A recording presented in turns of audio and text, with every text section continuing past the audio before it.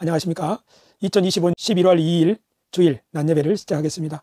생명의 바다 교회, 우리 교회는 진리를 따라 항해하는 구도자들의 교회를 지향합니다. 우리 교회의 비전은 세상과 함께 진리를 찾고 복음으로 그 진리의 완성을 증언하는 공동체입니다. 오늘 저는 오늘의 종교가 나아갈 길, 연대와 품격의 신앙을 위하여, 이런 제목으로 오늘의 종교에 대해서 생각을 해보도록 하겠습니다. 어제 11월 1일 에이펙 코리아 경주에서 열린 아시아 태평양 경제협력체제 회의가 마감이 됐죠. 10월 31일, 11월 1일 이틀간 이루어진 일인데 그 전에 크고 작은 모임들이 있었어요. 이번 회의는 우리가 만들어가는 지속 가능한 내일, 이런 표가 있었어요. 그리고 3대 중점 과제가 있었는데요. 그것은 연결, 혁신, 번영입니다. 에이펙은 아시아 태평양 지역에 있는 국가들의 경제협력 체계예요. 그러니까 이 지역에 있는 국가들이 서로 힘을 모아서 함께 경제 성장을 이루어내고 서로 여기 있는 것처럼 연결하고 또 혁신하고 그래서 함께 번영하자, 이런 거죠. 우리나라가 이 회의를 개최하고 나서 굉장히 기뻐하면서 국무총리를 중심으로 해서 아무튼 최선을 다해서 준비하겠습니다, 그렇게 여러 번 말을 했는데 실제로 그 계획한 것이 실현되는 걸 보니까 한 국민으로서 마음이 뿌듯하죠. 우리나라의 여러 나라의 정상들이 와서 손님으로 와서 인사도 하고 또 우리나라의 문화를 경험하기도 하고 우리나라 대통령이 주인이 되어가지고 사람들을 이렇게 영접도 하고 선물도 주고 하는 걸 보니까 참 국민의 한 사람으로서 뿌듯했습니다. 그중에서 정상들이 서로 회의도 하고 또 세계 경제 거물들이 모여서 치맥 파티도 하고 하는 걸 보니까 영화와 같은 장면이긴 하지만 영화와는 다른 감동을 우리가 받는 것 같아요. 아마 이 회의의 결과가 우리의 삶에 영향을 끼칠 수 있다는 것을 우리가 알기 때문이 아닌가, 그런 생각을 해봅니다. 이번 에이펙 2025 경주 회의에서 가장 많이 들은 말이 있어요. 저는 그것이 뭐냐면은 연대와 협력이라는 말이에요.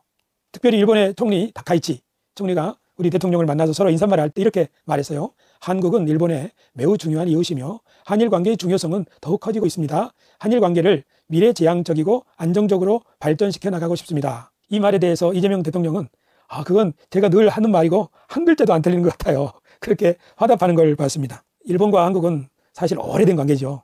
여기는 서로 문화 교류도 있었지만 또 전쟁에 서로 침략이 아픈 기억도 있죠. 어떻게 보면 이 우리 두 관계가 아주 중요하다는 걸 다시 인정하면서 미래지향적이고, 그 말은 우리 과거의 원한에 매이지 맙시다 하는 뜻인 것 같고, 안정적으로, 이 말은 몇 년 전에 서로 그 수출 관련해 가지고 제한 조건 이런 것 때문에 갈등이 심해졌잖아요. 한일 관계가 불안정적일 때가 있었죠. 그런 것을 이제 다시 없게 합시다 하는 양국 정상의 그런 의지가 담겨 있는 말이 아닌가 싶어요. 특별히 이번 이 에이펙 회의에서는 인공지능이라는 말도 많이 나왔어요. 인공지능 기술의 혁신으로 아시아 태평양 지역의 국가들이 동반 성장을 하도록 하면 좋겠다, 그런 이야기 말이죠.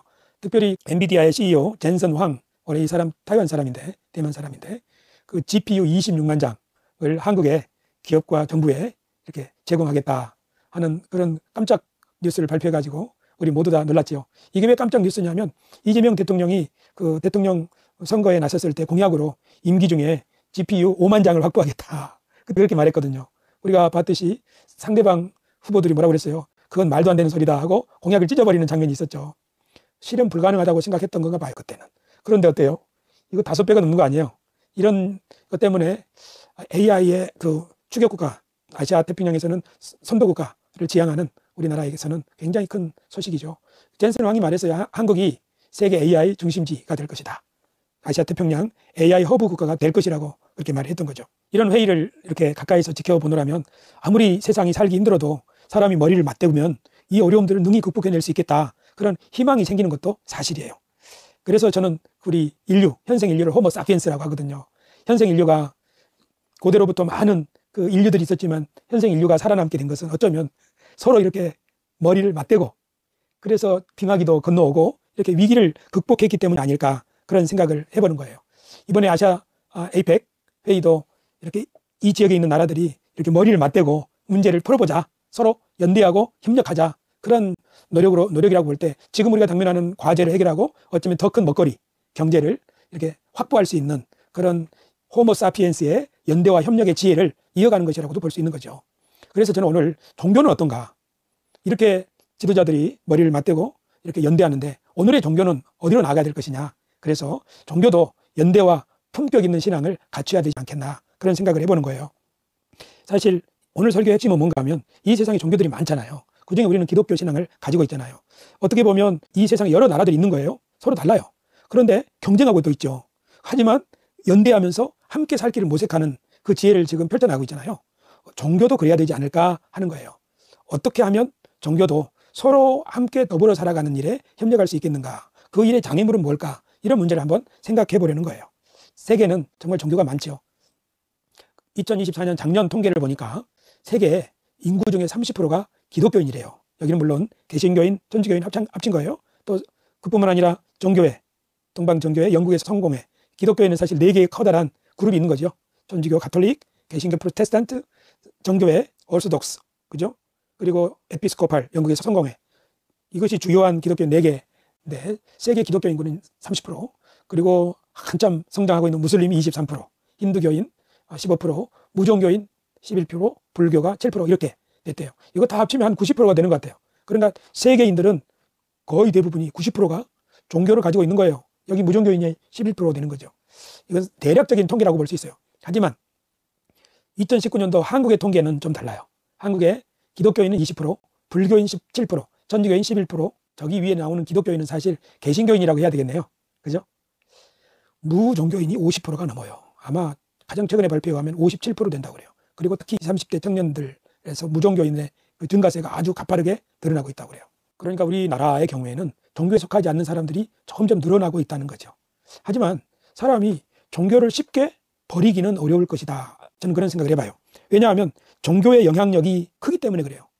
우리가 종교를 생각을 해볼 때 아주 고대로 돌아가면 사람들은 처음에 아마 이런 생각을 했을 것 같아요. 자연현상들을 바라보면서 천둥 번개가 치고 비가 내리고 초목이 막 우거지고 열매를 맺고 계절이 변동되고 천체가 이렇게 운행하는 것을 볼 때 사람들은 그것의 현상을 잘 모르니까 저게 뭔가 하고 의아심을 가졌겠죠.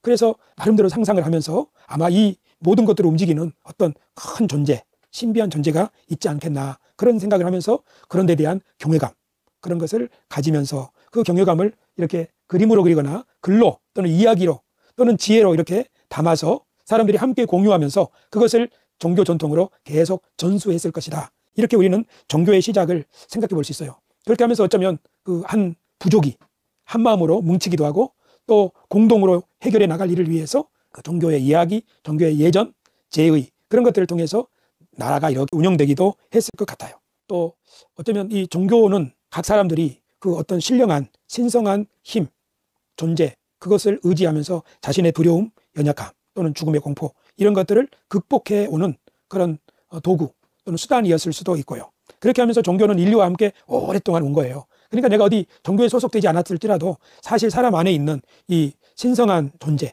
우리 인간보다 더 큰 존재에 대한 것을 쉽사리 버리기는 어려울 거예요. 하지만 과학이 발전하면서 사람들은 자연현상을 더 이상 신화로 설명하지는 않죠. 자연현상을 과학적인 이 지식을 통해서 이해하고 그것을 받아들이고 이렇게 하게 된 거예요. 그럼에도 불구하고 사람이 종교를 버리기라는 것은 쉬운 일이 아니에요. 그러니까 6년 전에 2019년 제가 싱가포르를 간 적이 있어요. 근데 싱가포르를 아주 밤 심야 비행기를 타고 갔는데 그 구름 위를 비행기가 날았어요. 그때 창밖으로 저 멀리 번개가 얼마나 멋있게 치는지 그냥 조금 있으면 파파파박 하는데 아주 세상에 그 구름이 있는데 그 구름 위로 번개가 내리치는 거예요. 그걸 보니까 한편으로는 무섭기도 하고 한편으로는 야 지금 우리 그리스 신화에 나오는 신들이 지금 저 위에서 축제를 벌이고 있나? 그런 생각이 들더라고요. 우리가 자연과학적 지식은 이렇게 많이 늘어나고 있지만 여전히 우리는 자연을 신비롭게 생각하는 거예요. 그러니까 봄이면 꽃 구경을 가고 가을이면 단풍 구경을 하는 거잖아요. 그러면서 우리는 자연 속에서 뭔가 이렇게 힐링도 경험하면서 또 자연의 신비함, 또 조물주에 대한 경외함, 경외심 이런 것들을 마음속에 간직하기도 하죠. 그뿐이 아니에요. 사람들은 자기가 겪는 일을 통해서도 새로운 깨우침을 얻기도 하죠. 우리가 지난 추석 때 울산으로 가는 길에 고속도로에서 제 차가 멈춰버렸을 때 얼마나 당황했어요. 그래서 견인차가 와서 우리 차를 끌고 가고 또 고장난 차 수리하고 또 가족들은 휴게소에서 기다리고 그 6시간, 7시간 동안 그 특별히 고속도로에서 차들이 우리 차를 비켜나가는 그런 모습을 볼 때 모든 그 과정, 그 막 살떨리는 그 과정을 다 마치고 우리 차를 운전해서 이렇게 집으로 돌아오는 길에 얼마나 고맙던지 이 위험한 상황에서 우리가 건짐을 받았구나. 견인차 기사도 고맙고 우리 차를 수리해 준 사람도 고맙고 우리 차를 비껴가면서 욕은 했지만 그런 운전자들도 고맙고 가족들도 고맙고 모든 것이 고맙더라고요. 그러니까 그때 나는 굉장히 큰 경험을 한 거예요. 아 정말 고맙다는 느낌. 그뿐만 아니라 지난 화요일 날 제주도 수양에 갔다가 돌아오는 길에 우리가 사실은 제주 공항에서 기다렸어요. 조금 무료했죠. 한참 기다리고 피곤하고 그래서 가지고 비행기에 탑승해 가지고 이제 드디어 비행기가 움직이고 아주 그냥 요란한 엔진 소리와 함께 이륙을 하고 하는 그 순간도 또 신비한 깨우침을 얻은 거예요. 이 비행기가 오르기 전에 승객들이 일일이 체크하고, 또 기장은 엔진을 이렇게 가동하고, 또 우리가 탑승하기 전에 수화물을 싣는 사람들, 이 사람들은 또 보이지 않는 곳에서 일을 했을 거 아니에요. 비행장에서 비행기를 먼저 점검하는 또 기사들도 있지 않겠어요. 또 공항에서 모든 사람들을 체크하는 공항 직원들, 그리고 승객들, 이 모든 사람들이 하나라도 삐끗하거나 잘못하면은 비행기가 제때 출발을 못하는 거죠. 그러니까 비행기가 하늘을 날고 우리가 이렇게 여행을 하는 것 자체도 사람들이 다 조금씩 도와서 이 일이 이루어지고 있구나 생각을 하니까, 그 깨우침이 조금 더 가니까 우리가 살고 있는 지구촌 전체 모든 생태계가 서로 연결되어서 함께 살아가는 것이로구나. 이처럼 사람은 자신의 경험을 통해서 새로운 깨우침을 얻기도 하고 삶의 지혜를 얻기도 하는 거죠. 이번에 에이펙 정상회의에서도 이렇게 나라들이 서로 경쟁만 하는 것이 아니라 우리가 서로에게 필요한 존재로구나 하는 것을 확인하고 우리가 더 연대하고 협력을 합시다. 그렇게 함으로써 우리는 더 나은 삶을, 나은 세상을 열어갈 수 있습니다. 아마 그런 다짐도 하고 확신도 갖고 희망도 가지게 되지 않았을까, 그런 생각을 해보는 겁니다.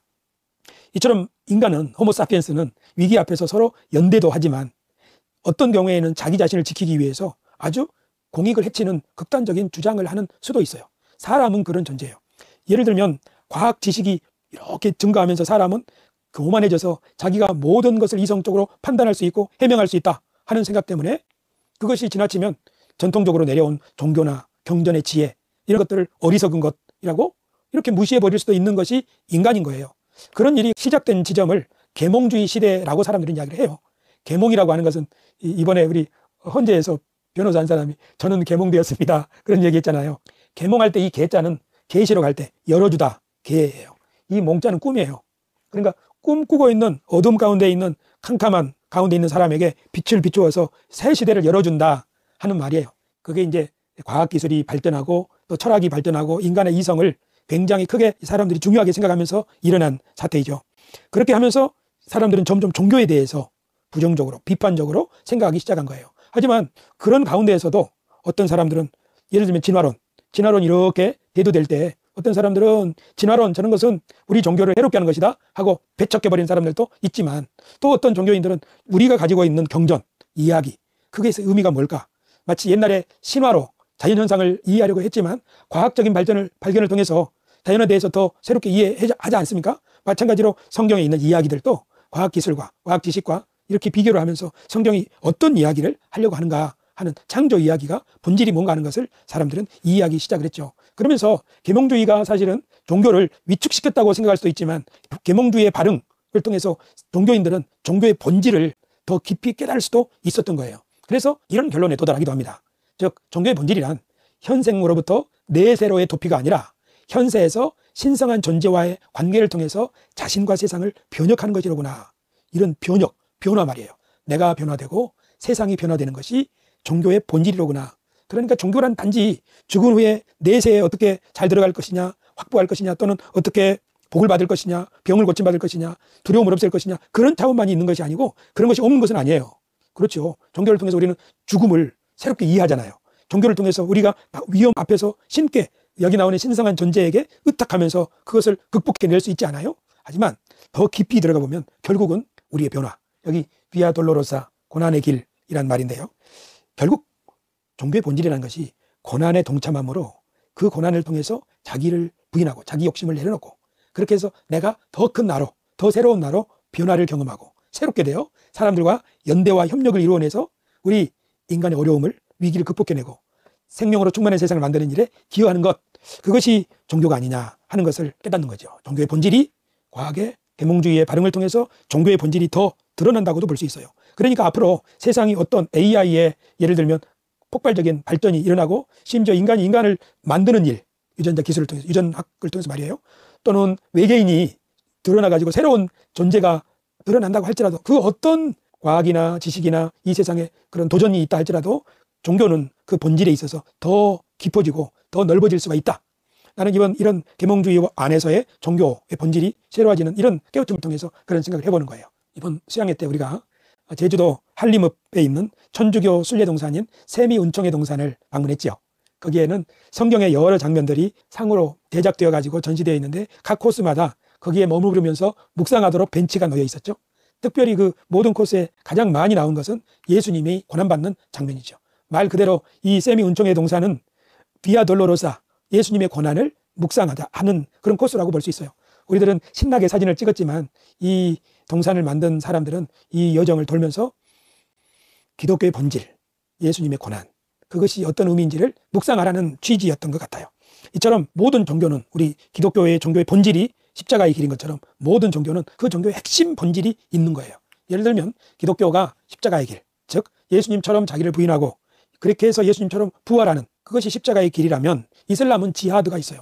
지하드는 요새 테러하는 사람들에게 나타나는 말로 잘못 사용되고 있긴 하지만, 지하드의 본래 뜻은 자기 자신과의 영적 투쟁을 통해서 신의 뜻에 복종하는 훈련, 그것이 지하드예요. 그러니까 이슬람 신자들은 자기 자신의 욕심을 이렇게 억압하고 다스리고, 그래서 신의 뜻에, 계율에 복종하는 훈련, 그 지하드를 실천하고 훈련하는 사람들이에요.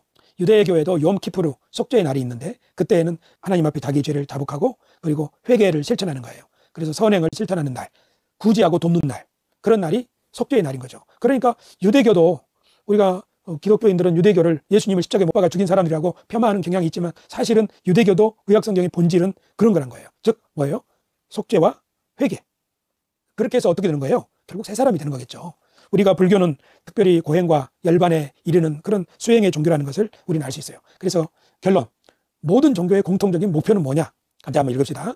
진리를 통하여 자기 자신의 변화를 이루어내고 그것을 통해 성숙한 인격을 갖추어 공동체 안에서 연대와 협력을 이루는 것, 이것이 사실은 모든 종교의 공통적인 거예요. 그래서 모든 종교가 다 이 세상에 유익한 거예요. 그래서 존중받아 마땅한 거죠. 그런데 종교의 본질이 있는데 종교마다 이것을 이루는 방식은 어때요? 다 달라요. 우리 기독교의, 개신교의 예배와 천주교의 예배는 좀 스타일이 다르죠. 하지만 불교는 더 많이 달라요. 어때요? 이슬람 다 달라요. 그리고 교리도 달라요.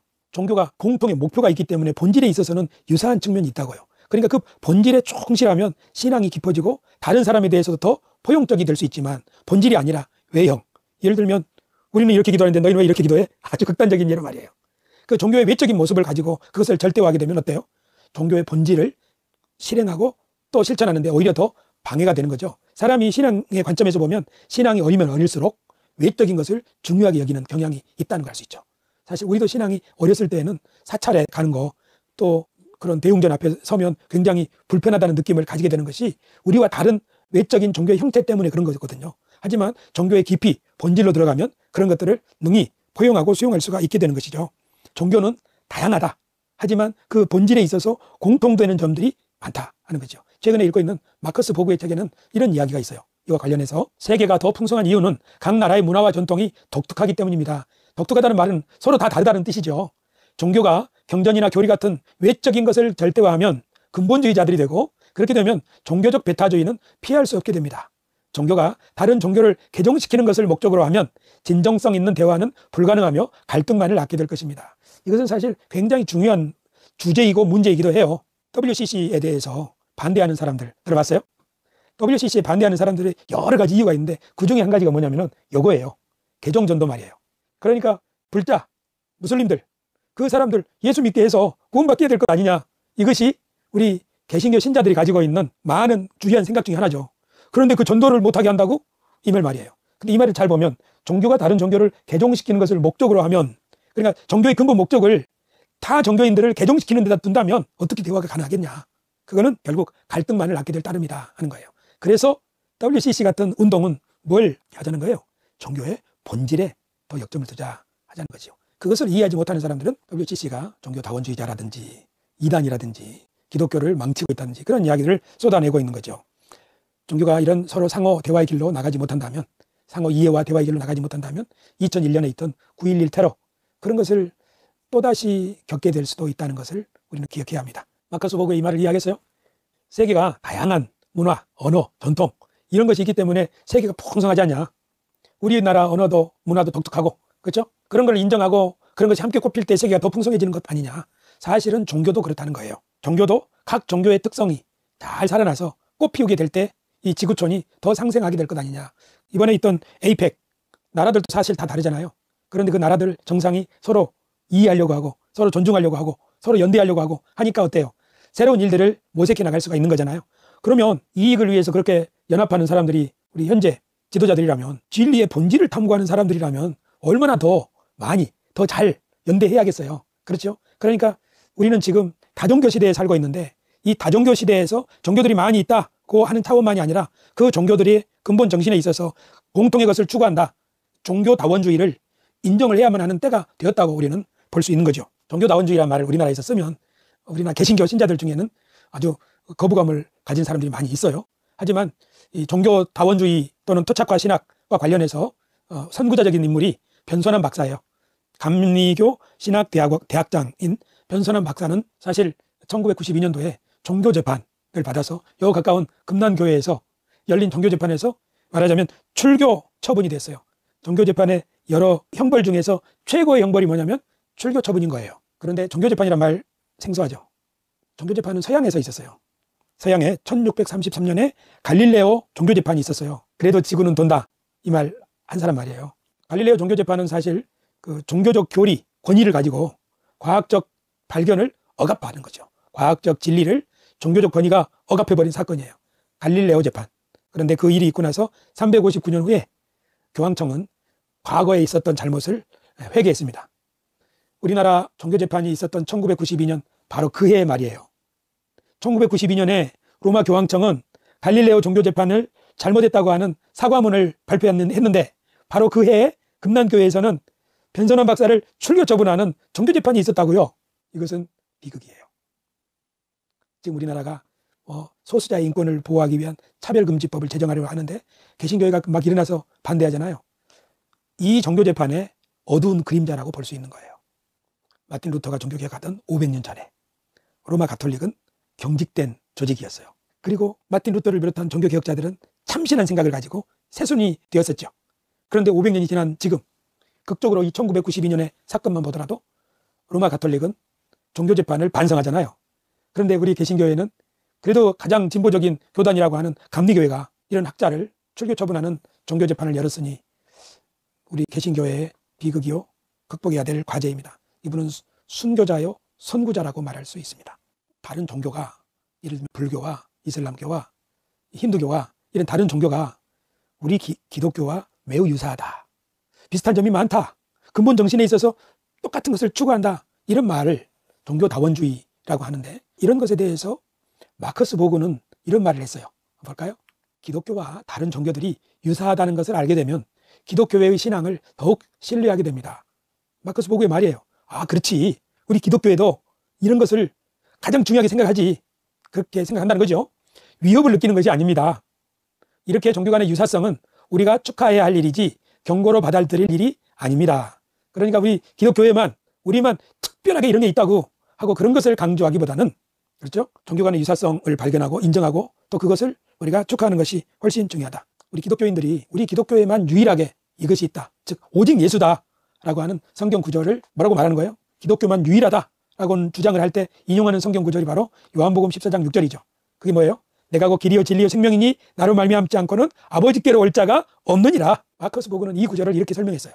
예수님이 아버지께로 가는 유일한 길이라는 말은 예수님이 걸어가신 십자가의 길을 의미하는데, 그것은 옛 자아에 대하여 죽고 새로운 자아로 거듭난 것을 의미합니다. 그런 자기 부인과 부활이 기독교의 심장이며 다른 종교의 핵심이기도 합니다. 그렇게 보면 기독교의 십자가의 길은 예수님이 보여주신 길이며 동시에 다른 종교의 구도자들이 걷는 길이라고 할 수 있습니다. 그러니까 예수님이 말씀하신 내가 곧 길이요 진리요 생명이니 나로 말미암지 않고는 이 길이 아니고서는 아버지께로 올 자가 없느니라, 이 말은 오직 기독교에만 구원이 있다라는 것을 뜻하는 게 아니라 예수 그리스도께서 걸어가신 그 길만이 구원의 길이라는 거죠. 그런데 그 길은 무슨 길이에요? 십자가의 길이죠. 그 십자가의 길은 뭐예요? 자기 부인을 통해서 새로운 자, 더 큰 자, 그리고 공동선을 위해서 연대할 수 있는 자, 그런 사람으로 새롭게 변화되는 길이에요. 그게 바로 모든 종교가 근본에 있어서 추구하는 길이라는 거죠.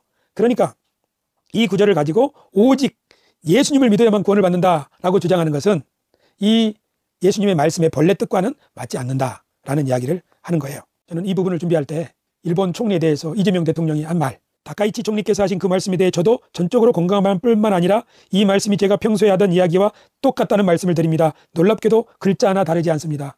지금 뭐 하는 거예요? 이재명 대통령이 일본 총리에게 내 생각이 바로 당신 생각이요, 그 생각이 바로 내 생각이요 하는 거라는 거잖아요. 연대와 협력은 상호 이해에서부터 시작되고 상호 존중에서부터 시작되는 거예요.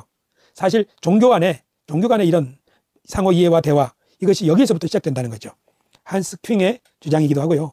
그리스도인이 갖춰야 될 품격, 그것이 바로 일본 총리의 품격, 이재명 대통령의 품격이에요. 이런 품격을 갖추어야 생육 번성 충만의 세상을 열어가는 하나님의 대리인들이 되겠죠. 마커스 보그가 특별히 오직 예수라는 말, 그 의미를 이렇게 좀 수정해야 된다고 말하는 것 같아요.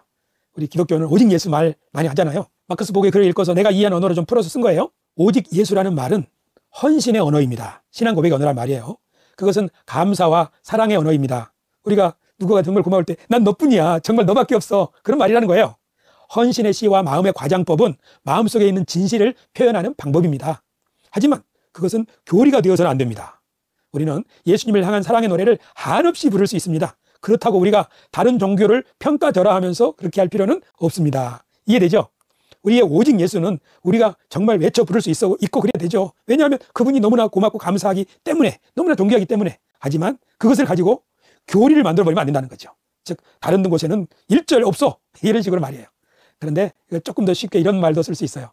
이건 마커스 보그의 말이에요. 우리는 자신의 집을 아끼고 사랑하기 위해서 다른 집들보다 더 우월하다고 느낄 필요는 없습니다. 그 영어 속담에 East or West, home is best. 우리나라 말로는 뭐냐면은 집이 최고야 이 말이에요.